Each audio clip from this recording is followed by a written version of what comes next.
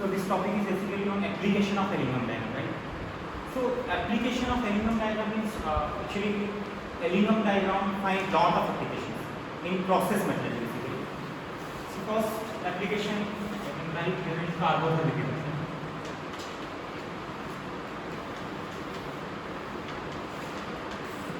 Carbothermic reduction of oxides. Second application is metallothermic reduction.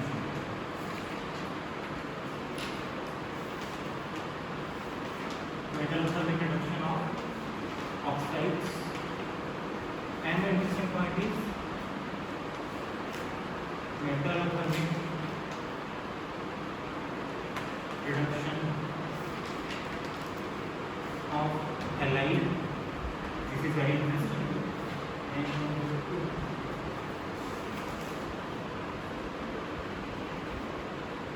And deoxidation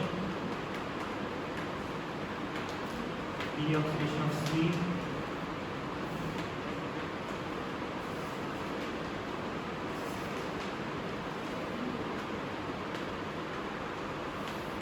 incredible time. Okay, these are few applications.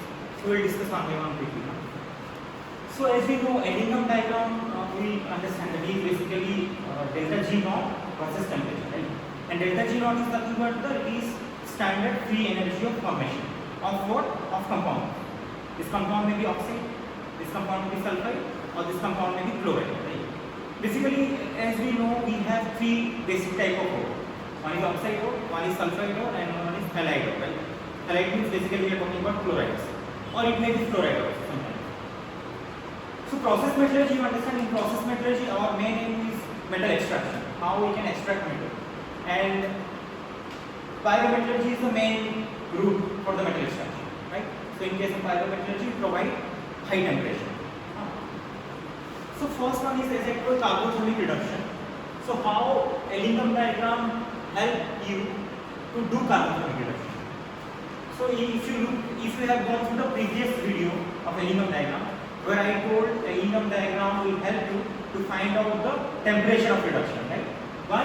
Because you can see this is okay fine. We have here. You can see this is the carbon monoxide line, right?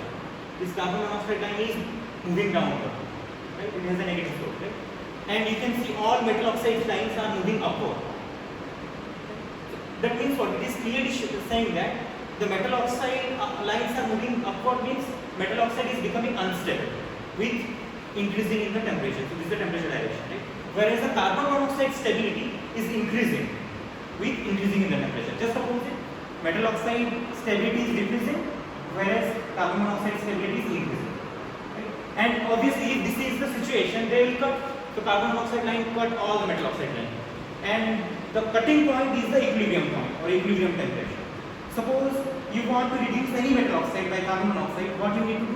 You need to check that intersection point, and that intersection point will be the equilibrium temperature.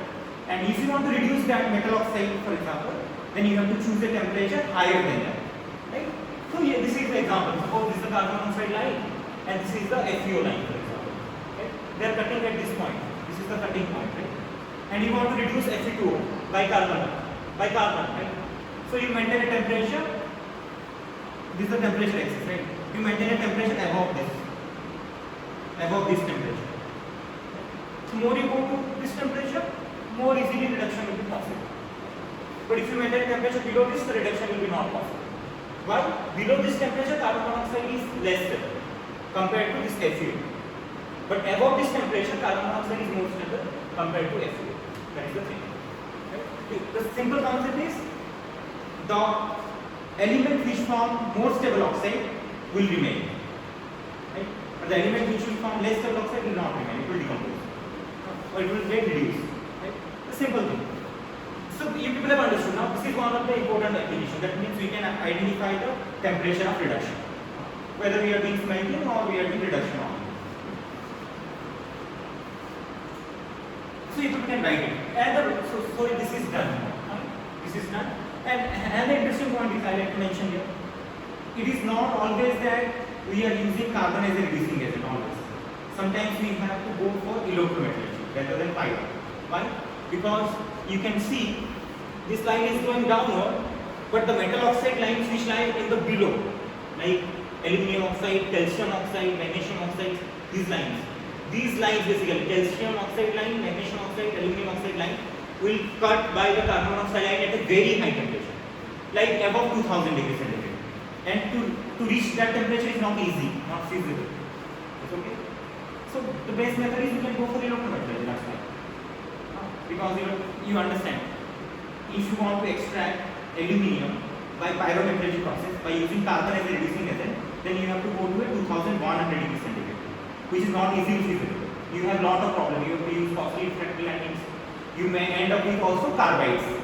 You will not get aluminium. You will get aluminium carbide. Because at high temperature, aluminium is not stable phase. Aluminium carbide is the stable phase. You understand the point?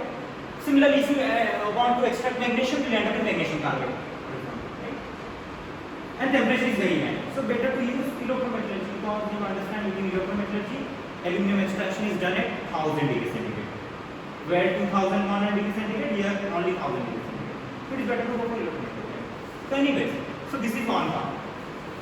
Second part is this one. This one is also very interesting. Metallothermic reduction. If people understand metallothermic reduction, already I have discussed in previous lecture, right? We have to use a metal which is more reactive, or the metal which form more stable oxide that we can use as a reducing agent.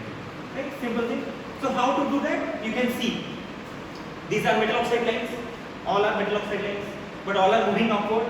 All are becoming unstable at high temperature. But the thing is what? You can see. Suppose this is 0 degrees centigrade, and these are the delta G naught values, right?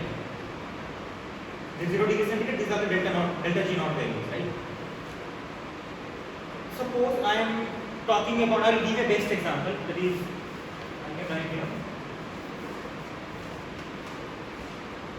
thermic reduction. We could remind you what about this one? Thermic reduction. So in thermic reduction, we basically use aluminium as a reducing agent. To what? To reduce Fe2O. That means you want to reduce iron oxide with the help of aluminium. So aluminium is a metal which is used as a reducing agent to reduce iron oxide into what? Iron. Okay? And it obviously will form what? Al2O3. This is the reaction we have. This reaction is thermic reduction. By thermic means a lot of heat will evolve during this process. And this will remain in molten state. You understand Al2O3 is what?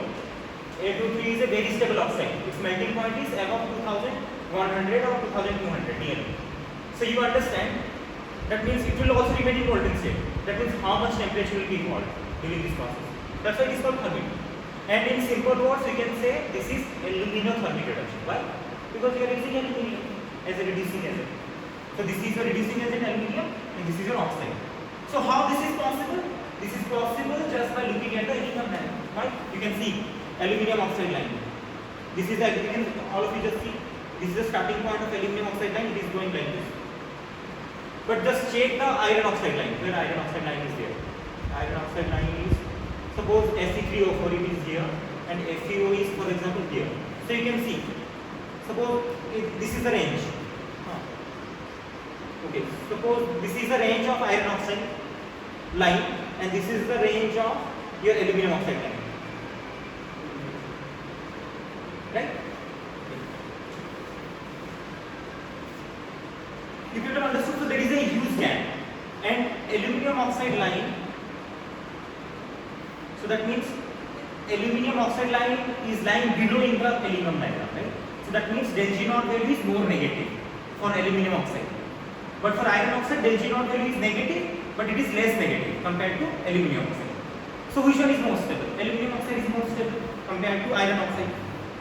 That means I told the metal which form more stable oxide will remain, and the metal which form less stable oxide will decompose. Finally, this will happen. If somebody will ask, sometimes the question will be like this: if somebody will ask this reaction, that means this is okay. Can I move to the ground? You can see this is 0 degrees centigrade. Right? At 0 degrees centigrade, aluminum oxide have del G naught value is how much? Suppose minus 250 around. Del G naught value for aluminum oxide minus 250. And for iron oxide, it may be your FeO or it may be your Fe or Fe2, Fe3O. It is suppose minus 130, right? It is minus 130. This is minus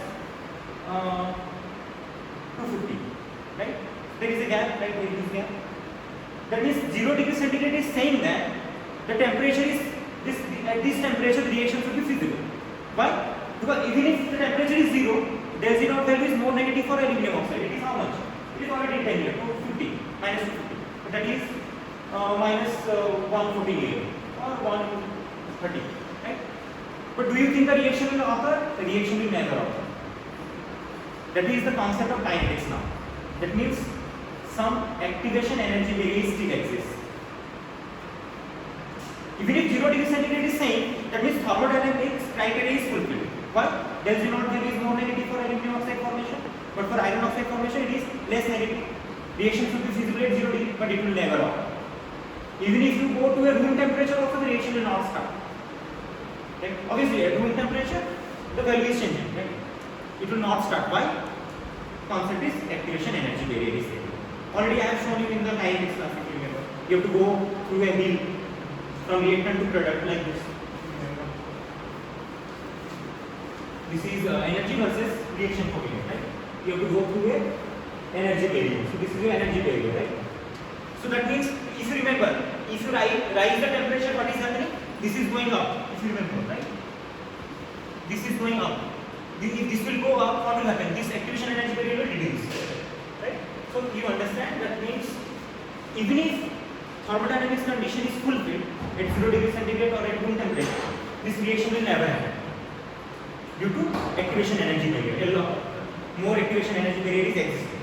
So what do we need to do? We need to give a little amount of heat to initiate the process. Then the reaction will automatically occur. There is no problem. You have to give a little amount of heat, then reaction will automatically occur. It will go automatically. I think this part is clear also.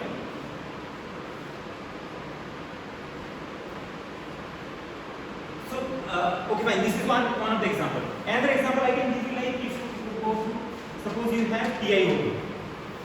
I can use calcium as a reducing agent here.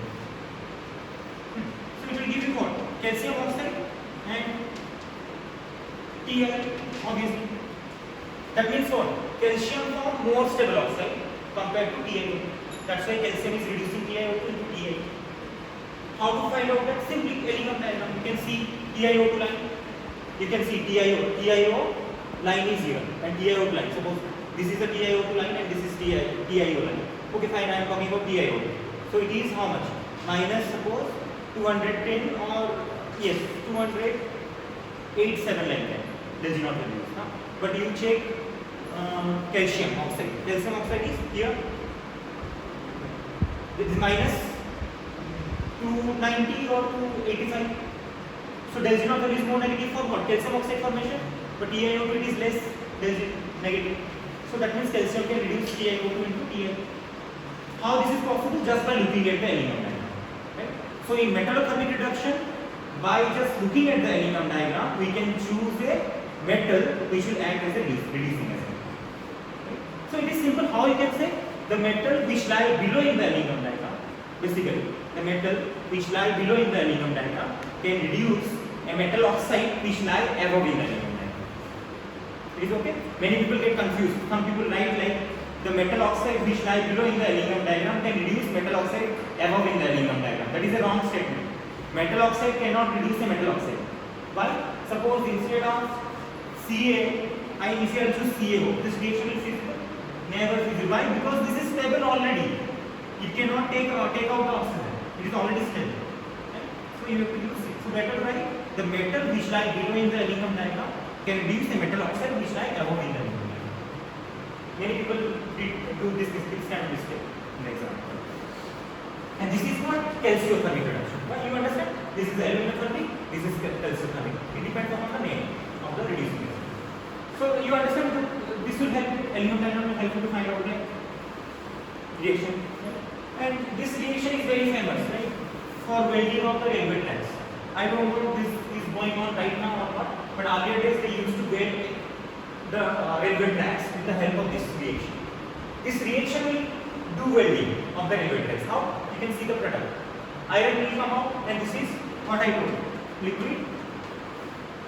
Railway tracks with steel. It is iron. Same.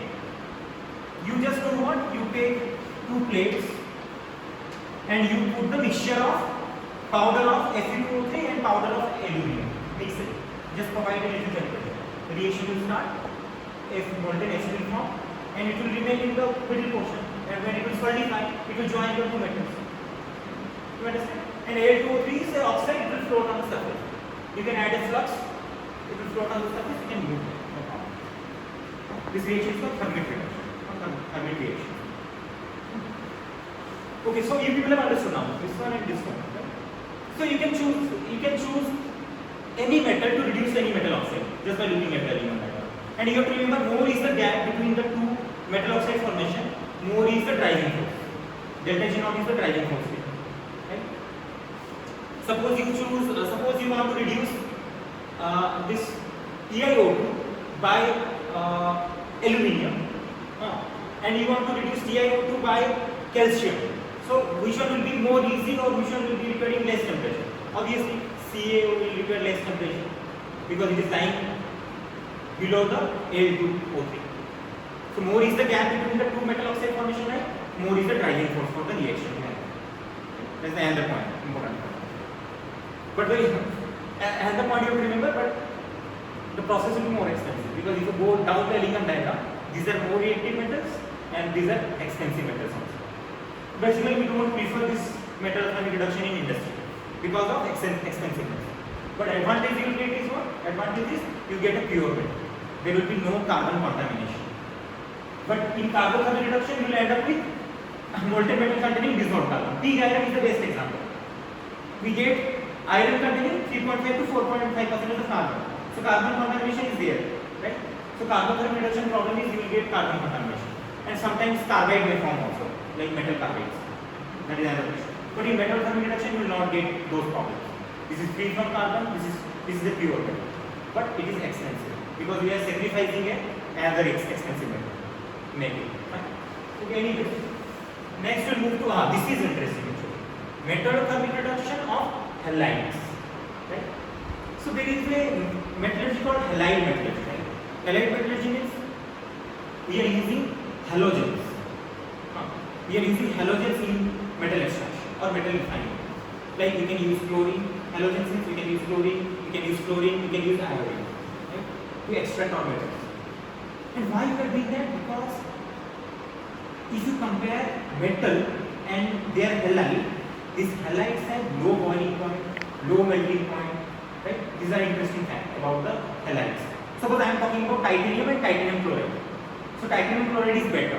Why? If you compare the melting point and boiling point, titanium chloride has low melting point, low boiling point as compared to titanium. If you compare zirconium and zirconium chloride, for example. So zirconium chloride has low boiling point, low melting point. So what benefit you will get? That means reaction will happen at low temperature. You can do the process at low temperature by converting your metals into chlorides or fluorides or iodine. Okay, so this is the important part.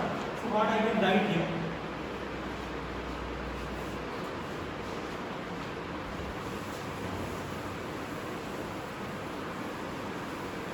Can you go to the chloride free diagram or free energy diagram for chlorides? No. Next. This one. Just look at, okay, now this is enough. Make it short. Okay, fine. You can see this is, if you remember, we can have Elingham diagram for oxides, sulfides and chlorides. So here what is the meaning? Metal is reacting with chlorine to form chloride, metal chloride. So you can see, okay, you remember the Kroll's process. Do you remember the Kroll's process? Okay. Kroll's process is a process which is used for extraction of titanium. Okay. Titanium extraction.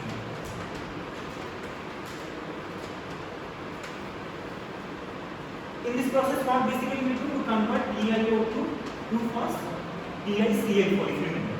Then this TiCl4 will be converted into Em. This is the process actually. I am not going into the whole process, but you should understand. That means initial ore of titanium is TiO2. We can extract titanium directly out of this, obviously by using carbon. But what is the problem? I told you just before. The problem is what? Titanium oxide is very stable. If you use carbon, you have to go to a very high temperature. The problem will be what? You may end up with titanium carbide. Instead of titanium, you will get titanium carbide. And the temperature is also very high. You can check the temperature of Ti. You can check it. TiO2 line and carbon monoxide line where it is cutting. Right? It might be cutting at above 1800 degrees centigrade maybe. Can you check it right now? TiO2 line cut by carbon monoxide line. Can you check it?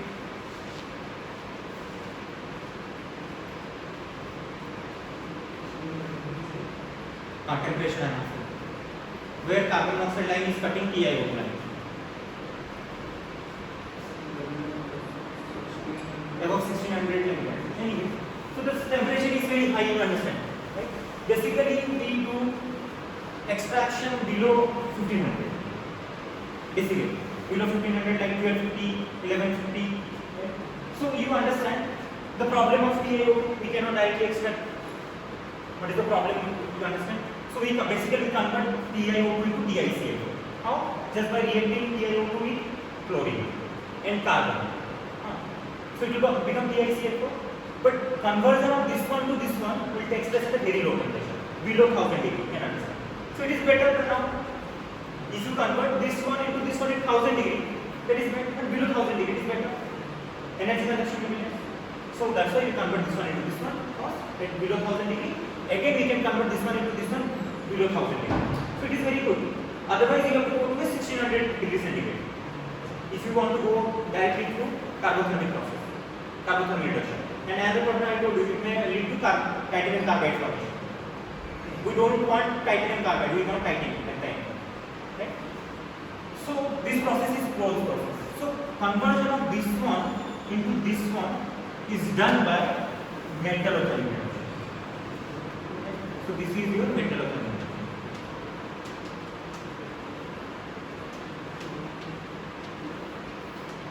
Just before I am talking about that is direct metallothermic reduction, right? Like Fe2O3 is reacting with aluminium to form Fe. TiO2 is reacting with calcium to form Ti. That is direct metallothermic reduction. So this is not direct metallothermic reduction. We have converted our oxide into chloride first. This is called halogenation. This is called halogenation.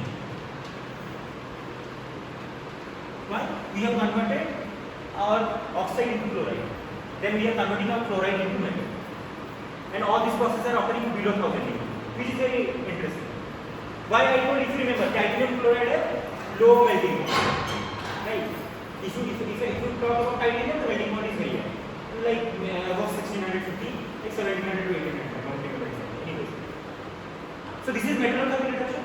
Now, Ellingham diagram will help you to find out which metal you are going to use here, because the reaction will be TiCl4 plus X. X is any metal to give you Ti. You understand? Plus XCl, for example, chlorine. I am not balancing one. You understand? So which metal you have to use here? That can be identified by Ellingham diagram. But you have to check Ellingham diagram for chlorides, not oxide, not sulfide. So this is Ellingham diagram for chlorides. Right? You can see this one Ti where TiCl4 is present. Can you check it? TiCl4. No. Minimize it. Go to the next page. Go to the next. Okay, here. It is here. You can see TiCl4. It is here. Okay. This one. Can you pause it?